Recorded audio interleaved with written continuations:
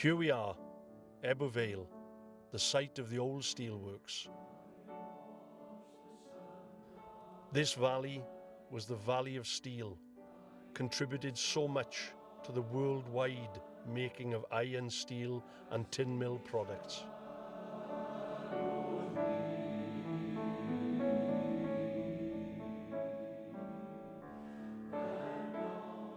Started work in October the 8th, 1959, as an office trainee. I was 16 years old, straight out of school. RTBs as it was then, in 1975. I started work in 1964 as a clerical apprentice.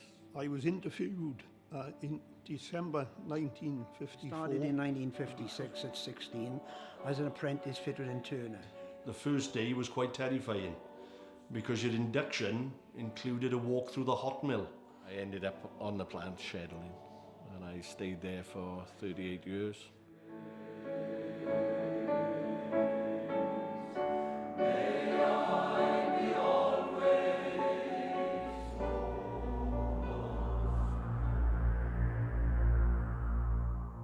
To see the works for the first time on the mountainside, looking down across the plants, the bottom end would be the most dramatic you would ever see. Constant bursts of red smoke, red flame, an activity that went on 24 hours a day, and that was extremely dramatic. Ebbw Vale and the heads of the valleys area were complete with all the raw materials for iron making. Back in the 1750s, they realised that the South Wales coalfield on its north edge had come to the surface.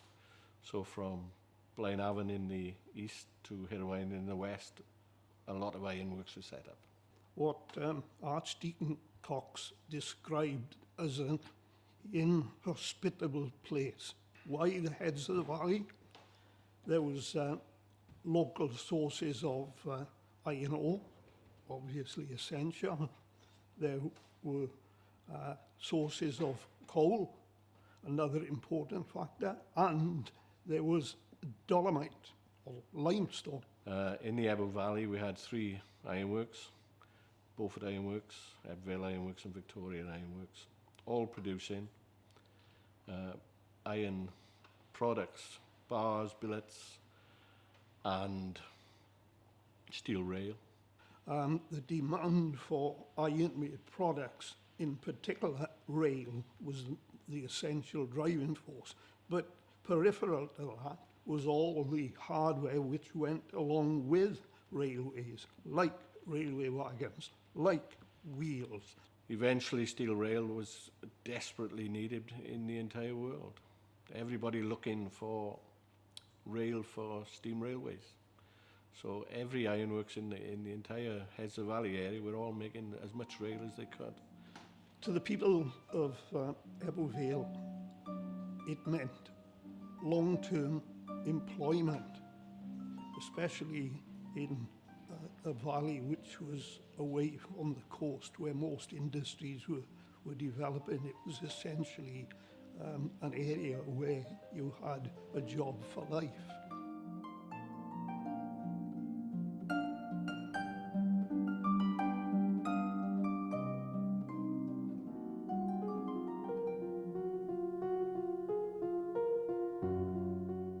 There was a decline in output. It was devastating to the people of Ebbw Vale simply because there was a knock-on effect from the steel industry or the iron industry to the coal industry, and of course the Ebbw Vale Steel Iron and Coal Company, which owned both, were really in the doldrums, and it led to poverty, deprivation, and it was a terrible time for people because unemployment was rife, and in fact at Ebbw Vale it peaked at one time to about 50% unemployed in the area.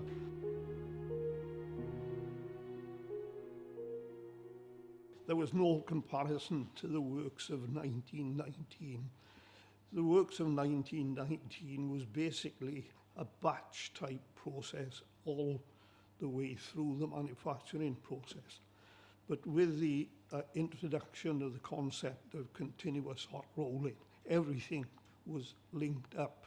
The works from 1938 on obviously brought all this new American technology in.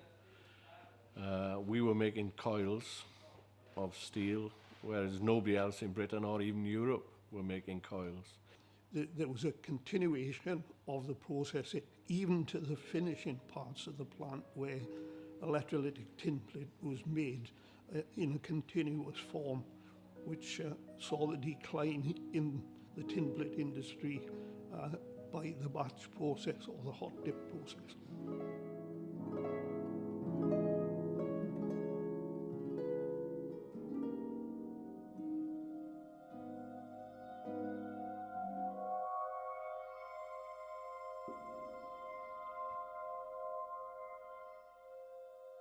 In 1919, straight after the First World War, everybody had high hopes, including the Ebbw Vale Steel Iron and Coal Company, which owned the works at the time. They owned all the coal mines in the area, right down to Risca. They thought trade would take off, but we had a worldwide slump. It devastated Ebbw Vale. A lot of the young men, young women had to leave. In my case, my father went to London, trained to be a carpenter. My mother went to Oxford and trained to be a nurse.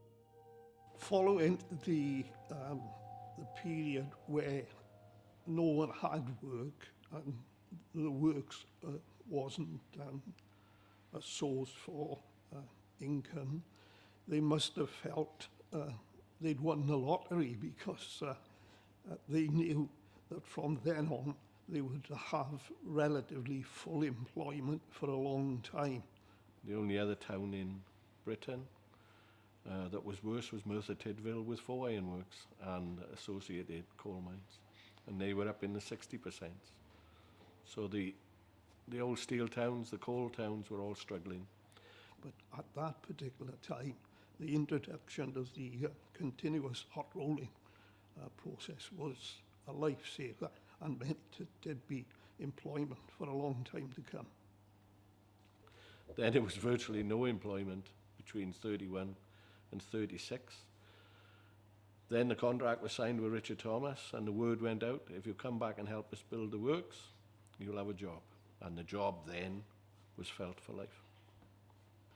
We have a problem with information which we can look at to assess what was going on during the war years, because there was an embargo on all production details. The 1940s, probably during wartime, it was mostly women at the time, because a lot of the men had gone off to fight, and so their wives and girlfriends would have actually been producing the steel. Materials would be made for the war effort. Sheet materials for jerry cans. There was a shell making facility introduced, so that we're actually making the shells for armaments. And a lot of ladies in town learned to be crane drivers, learned to be tractor drivers, and by tractors I don't mean little farm tractors, I mean 42-ton monsters, which could pick up a 20-ton coil. They learned to do that, and they learned to do inspection of finished product. And without the ladies, I don't think the works would have survived. Many of us would have had relations, relatives, aunts, and that would have worked here. My aunt was an armature winder in the place they made the winding coils for machines. So it wouldn't have been men through most of the 1940s. The production detail of what was being manufactured at Ebbw Vale were strictly limited because of a government edict.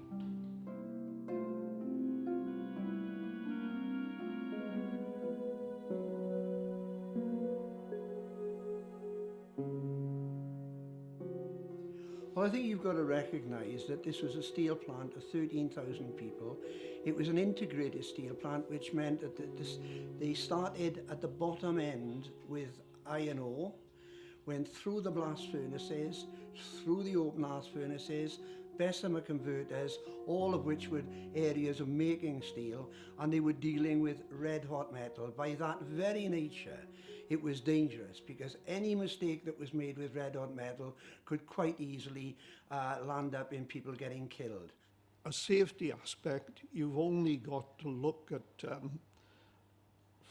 historical photographs and you can see there were no constraints on safety.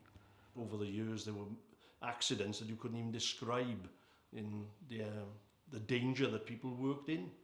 But it's something, again, we took for granted in many ways, that we just got on with the job. In what was then the Temp Mill area, two of the labourers on the shift had been run over by a heavy tractor, and bearing in mind these tractors were lifting 18 tonnes, 20 tonnes, so they were substantial structures moving around the place. Well, I'm proud and privileged to have been the third generation of my family that worked on the site, my father and my grandfather. My grandfather was an operator on the forestand, Temper Mill as it was known, and my father was an electrician's mate. And he always told the story when he entered this place as a young boy with a full head of hair and a full mouth of teeth. He was sent to work on the open pickler, and the open pickler was literally baths of sulfuric acid that were used to clean the strip. And Dad worked there for some months, and while he was there, it literally ate away his hair and his teeth. Not just in the earlier years, but the steel industry at its very nature is a dangerous occupation. Very experienced operator, was cleaning a roll and was almost cut in half because his clothing had got caught in the moving strip, and it was moving at about 2,500 foot a minute, and he was caught in it, and it was thin material like a knife, and he had a very, very serious accident, and he was lucky he survived. If I'm honest, every member of the plant weren't desperately concerned and desperately worried about the dangers that existed. It was only when, on the odd occasion, we had a bad accident that the danger of the plant was brought fairly firmly home to us. Certainly the hot mill area was extremely dangerous. Over the years there were many, many accidents. In fact, one of my relatives, my aunt, was burnt to death when a ladle in the site passed over an office she was cleaning in. And the ladle actually tipped the molten metal onto the office, and she was never found. Grace, my Aunt Grace then, my Auntie Nell was so upset about it, they actually buried a coffin, but with no body in it. So you can imagine, molten metal didn't leave any mark whatsoever. She was gone. A very dangerous place to work until you found the way of doing things. You never walked under a crane carrying stuff towards you. You walked out the way. The crane was in charge, you weren't. You never walked in front of a tractor because a tractor couldn't stop very quickly. All sorts of things. And unfortunately with steel, as soon as it was made into plate or coil, razor sharp edges. So big thing on the plant were cuts to hands and elbows and arms, legs, lots of things with cuts. And of course they were very dangerous accidents, which unfortunately killed quite a few people. People did things that they would not necessarily do today or be allowed to do. The whole concept of safety in those days was protect yourself. As far as the management was concerned, they were very concerned about safety, but of course then that really had to reflect to the staff, and they had to react to it properly. So there was a sort of familiarity breeding contempt approach. At one time we ran 36 steamworkers on the plant, and one of the jobs was the latchman, who had a long pole with an iron hook on the end, had to pick up the latches, as we called it, to make up a train. Well, they had a nasty habit of, rather than going back to the engine, they just sit on the end of the latch pole as the train moved off. Well, quite a few of them fell off and got killed. One of the obvious ones to me is curing.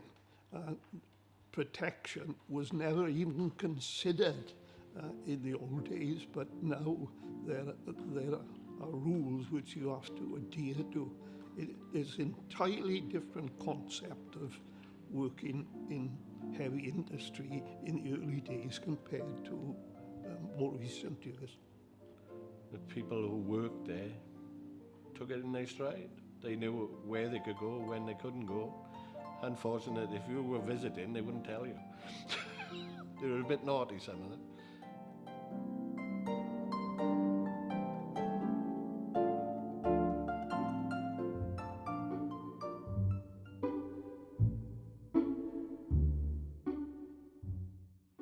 The characters in the works would be too numerous to mention because there was thousands of characters in the works.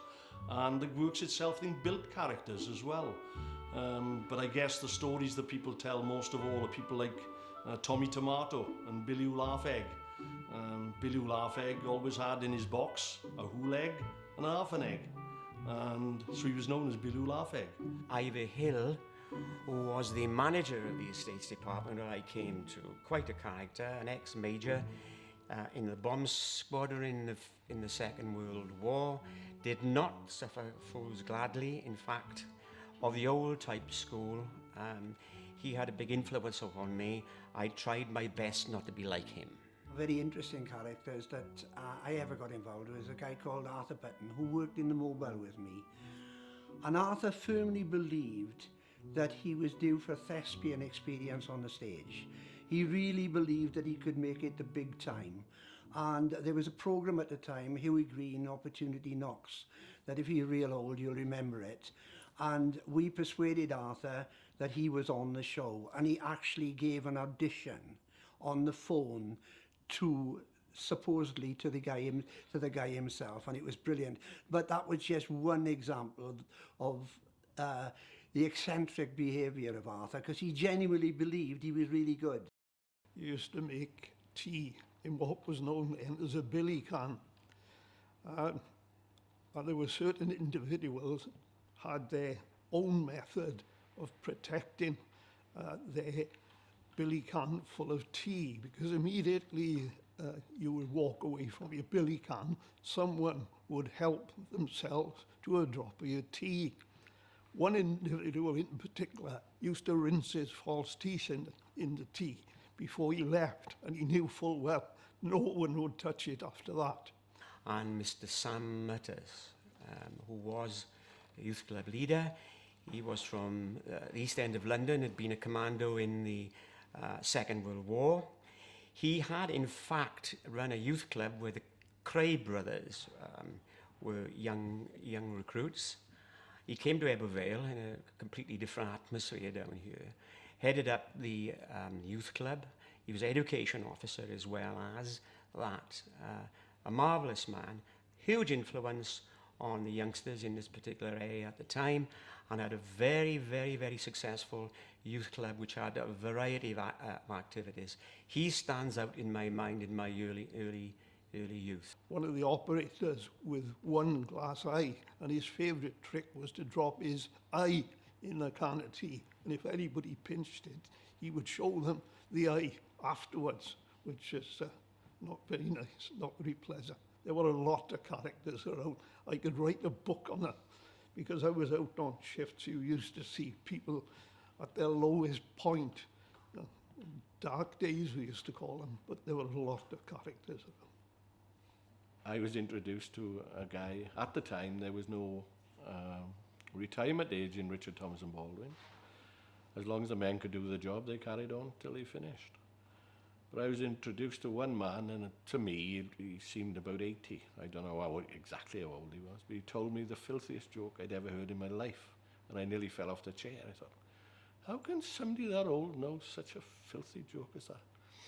And then you suddenly realise these people have got a tale to tell, and I honestly believe youngsters today are missing out on all this, because you come into contact with all different age groups, all different backgrounds, all the different ideas, and you share it. You share your ideas, you share your problems. Huge characters, and I think that's what the place was about. In some respects, it wasn't just the fact that we made the best steel and iron in the world. It was the fact that we had a family of steel. The people that worked here belonged to each other, and every family in the borough and beyond had someone that worked in the steelworks. So the place itself was character and character building. And that was part of growing up in the steelworks, and you had to grow up pretty quick, otherwise you'd be wandering around with your trousers missing.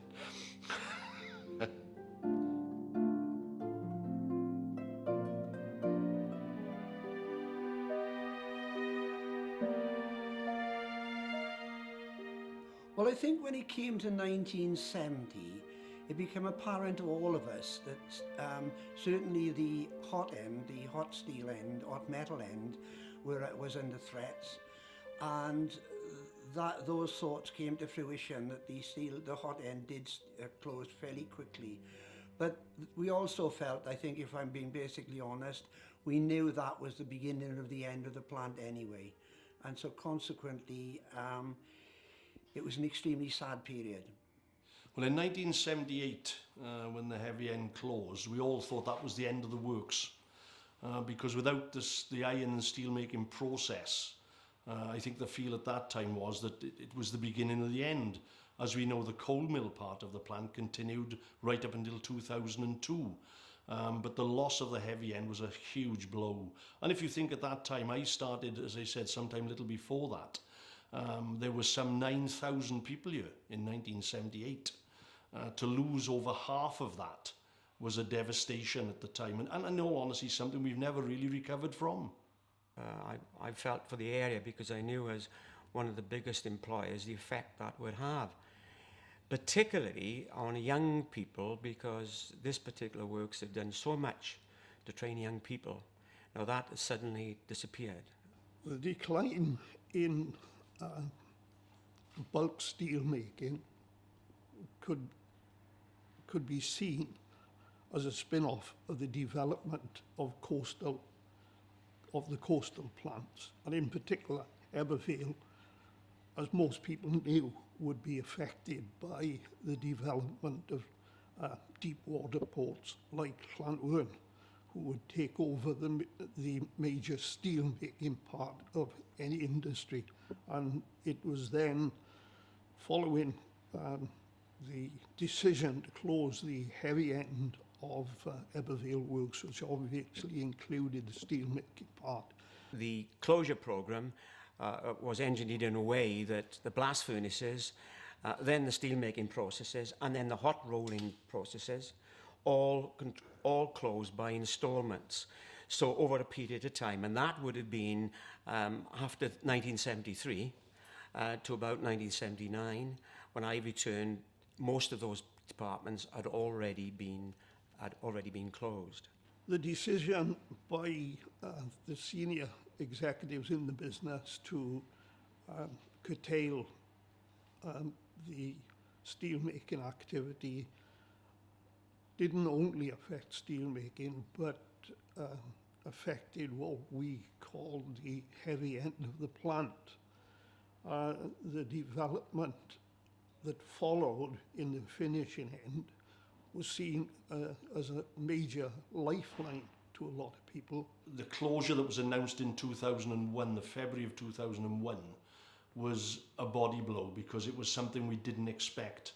We'd gone through a number of redundancies prior to that and cut our workforce to a figure that was just over 1,000 core workers. And so we'd taken a lot of blows over the years, and we certainly didn't expect full closure. But for us as a workforce and a works council, it was absolutely devastating. Apart from all the other things which had an effect in respect of that closure, the social programme, everything went with it, that Ebbw Vale was such a big influence on the community of this town.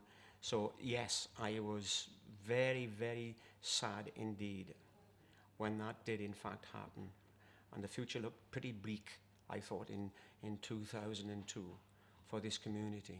I was in the museum, and someone from the BBC came out to ask would I be prepared to be interviewed, because apparently other people didn't want to be interviewed about the closure programme. But when I was being interviewed, I felt really emotional about it, and I had a job to get through the interview. And you can imagine that the people that worked here for 25, 30 years had known no other work. And all of a sudden that family, as I said, the family of steel was being dismantled. I was quite sad when the work shut. I was 56 at the time.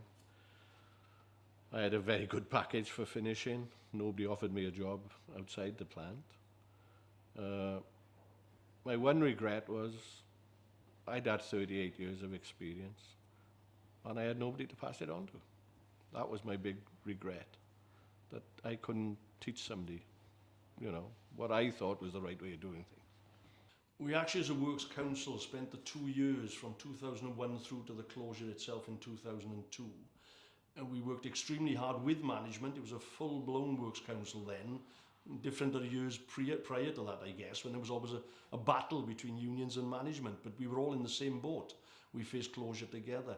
And we were actually successful in transferring over 350 people from this site to other steelworks, to Llanwern, Port Talbot, Trostre and to Imoyden in Holland. When the steel making ended and the iron making ended, there were all sorts of schemes put in, government schemes of retraining people. They were paying relocation expenses and they were offering a nice packages to retire early. In 2002, I think it was a little different. First of all, there weren't quite as many workers. We're talking there was 700 people working here in 2002 when the works closed. Some did take advantage of that and go over to Holland, and I've spoken to them subsequently, and they feel very happy over there. After closure, there was a plan which really was a redeployment plan. Those who didn't wish to retire with the financial package that was on offer were being offered employment in other parts of the industry. Llanwern, Port Talbot, and I think people even went to Tavanabach. They gave opportunities to people to go into other factors, other industries, etc., etc. But with the best will in the world, to accommodate 13,000 jobs was impossible. And once those jobs had gone, the quality of life in the community was reduced dramatically. I think it goes down as one of the most successful closures of a site of this size in history. But having said that, you still had some 900 people to 1,000 people who had to find work. And in all honesty, that work hasn't been in this borough for a long, long time. Way back to 78 when we lost the heavy end. We've had some investment, but we've never seen the employment figures as they were then. And we've suffered ever since. And in all honesty, the unemployment of the area is not just due to the steelworks, but it certainly didn't help.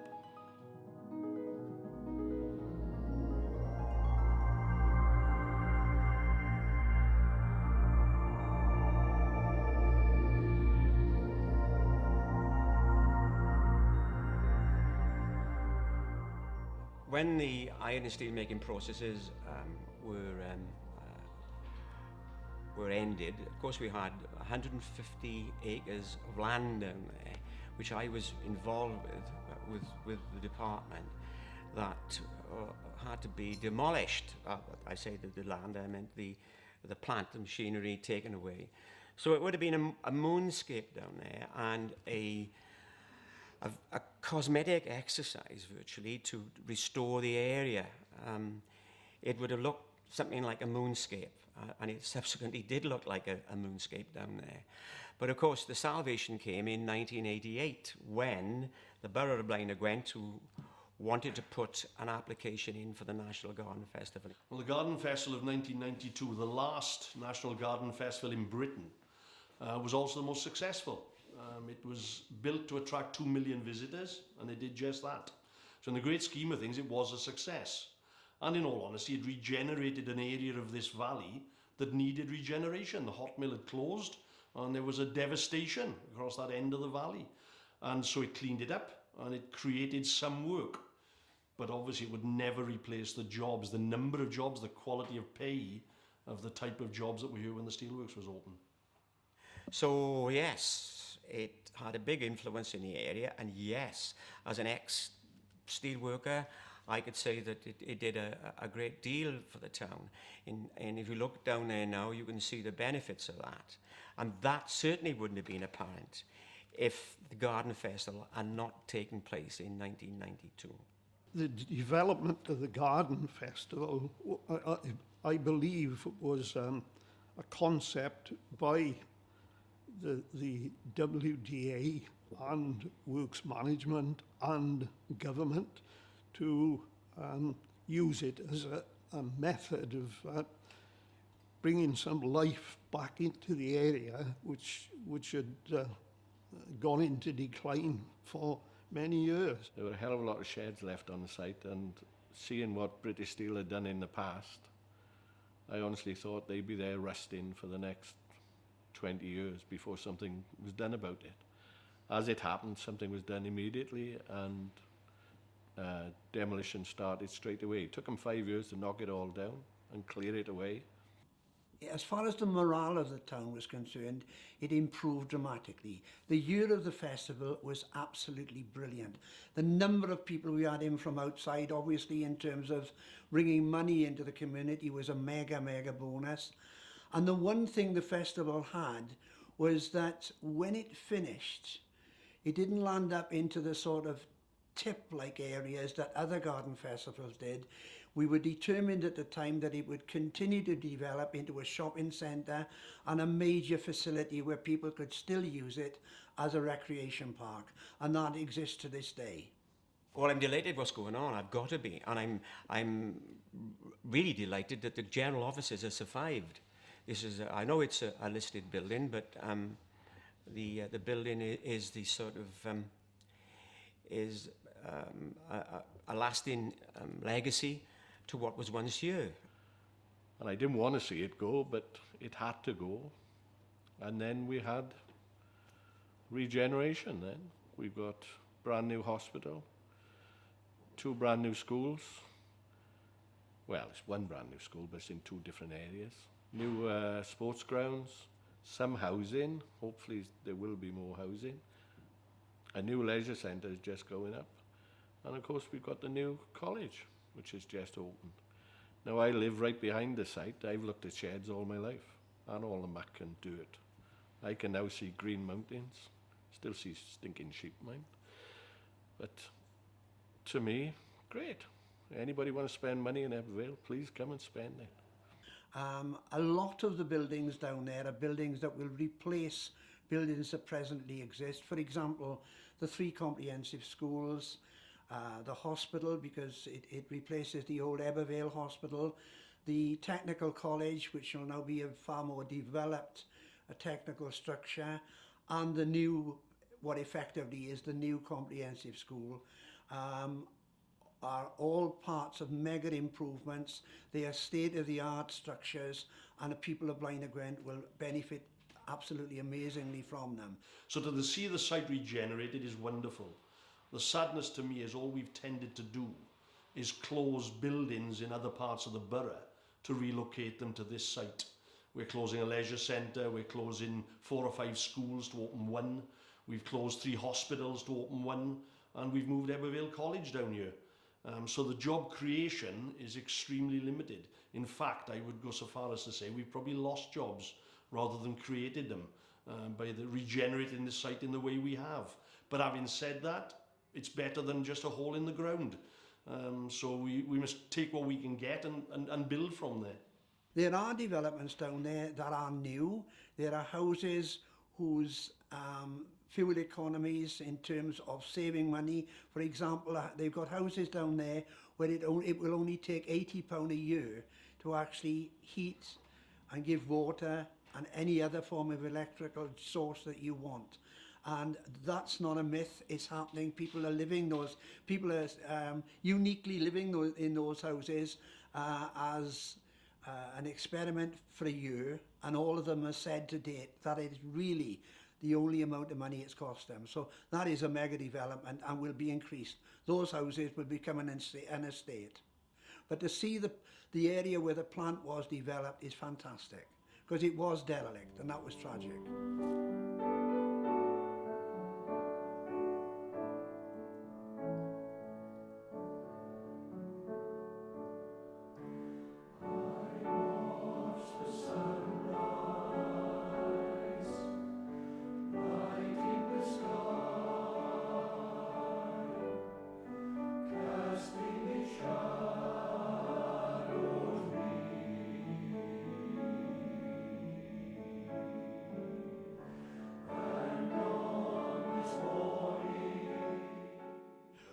Well, clearly, if you lose the number of jobs that we did, that cannot possibly have benefited the area. The people in Blaenau Gwent suffered during the 13 to 14 year period where the plant was reduced to nothing. Well, it's been 11 years now since the works are shut, and it's definitely a big loss, a huge loss to the County Borough of Blaenau Gwent, simply because we haven't had much manufacturing in to replace it. We've had small factories. We've had Yuasa Battery, which is, to be fair, has been here quite a long time. But we've had others who took advantage of 2 years rates-free and rent-free, came for the 2 years and then buggered off. I suppose this historical legacy, you must remember that Ebbw Vale was once a major player in the iron and steel industry. In fact, this works at Ebbw Vale was the flagship of the industry. So from that particular point of view, it's left in a very, very important part. I'm sorry, it's not going to play that part ever again, but we must be very proud of the fact what it did from 1790 to 2002. The main legacy, I guess, is memories.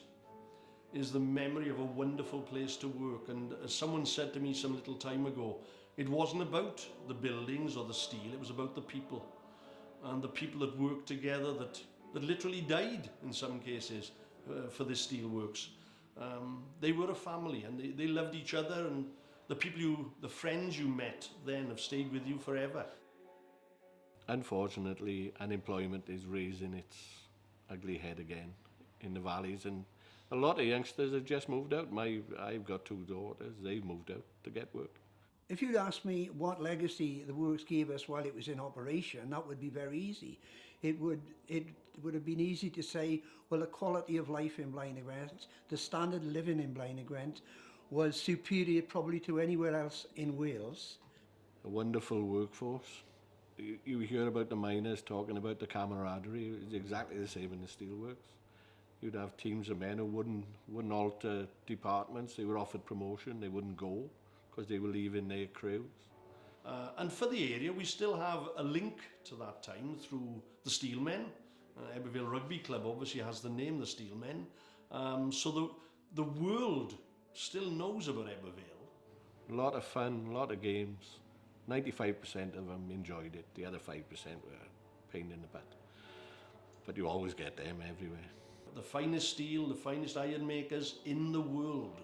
And that is the legacy. The Bessemer converter, the first productive Bessemer converter was on this site. Henry Bessemer came here himself.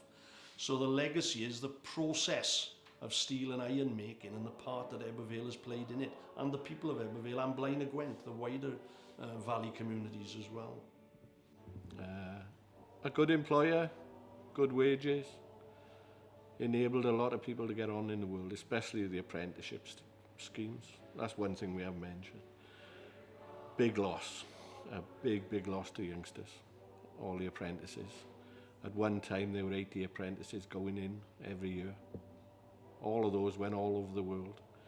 And if you went to an employer in Britain and said, I was British Steel apprentice or an RDB apprentice, you had a good start. So no, the closure of the plant didn't benefit us. But what's happened since has taken a long time, but we're getting there.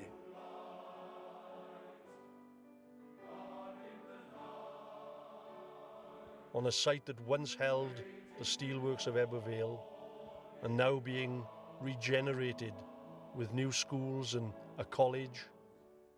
This site that played such an important part in steel making throughout the world from 1790 to its closure in 2002. This valley was the Valley of Steel,